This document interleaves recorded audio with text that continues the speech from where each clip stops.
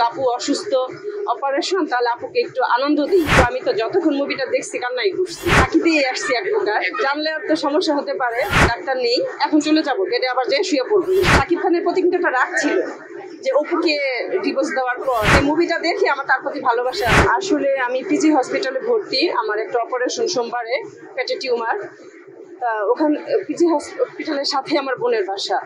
তা ওখান থেকে বোনের বাসা খেতে আসছিলাম, তা বোন জামাই বলতেছে যেহেতু আপু অসুস্থ অপারেশন, তাহলে আপুকে একটু আনন্দ দিই। এই জন্য আনন্দ দেওয়ার জন্য মুভিটা দেখাইতে নিয়ে আসছে, কিন্তু আমি তো যতক্ষণ মুভিটা দেখছি কান্নাই করছি।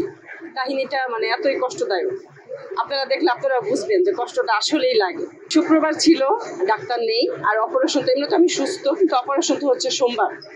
তো এই জন্য যেমন বোন জামাই বললো যে আপু আজকে যেহেতু সোমবার, চলেন আমরা বসুন্ধরা খেয়ে আসি আর রাজকুমার মুভিটা দেখাবো।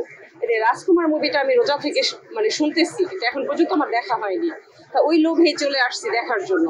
কিন্তু মানুষের মুখে মুখে অনেকে বলে না যে ইন্টারভিউ দিচ্ছে যে ছোট মুভিটা এত সুন্দর না, ভালো না, এই জন্য ভাইয়াকে বললাম দেখা দরকার নাই।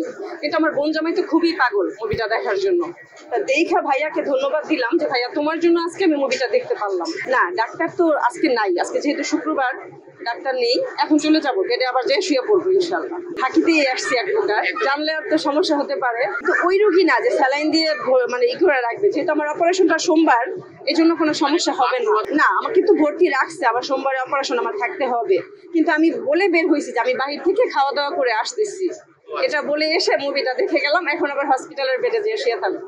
আমি মুভিটা দেখে খুব আনন্দ পাইছি এবং সার্থক হয়েছি। শাকিব খানকে অনেক অসংখ্য ধন্যবাদ। আর মাহি তো আমাদের গাজীপুরের বউ, চৌরাস্তার।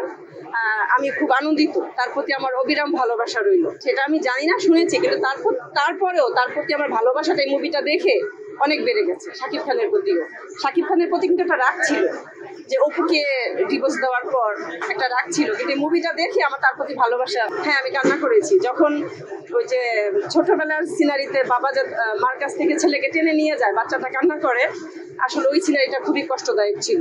এমন কোনো মানুষ নাই যে ওই সিনারিটা দেখে কষ্ট পাবে না, আসলেই কষ্টদায়ক ছিল।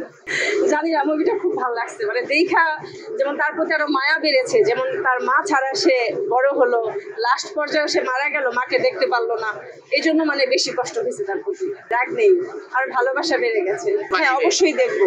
বোন জামাইকে বলবো আবার জানি আমি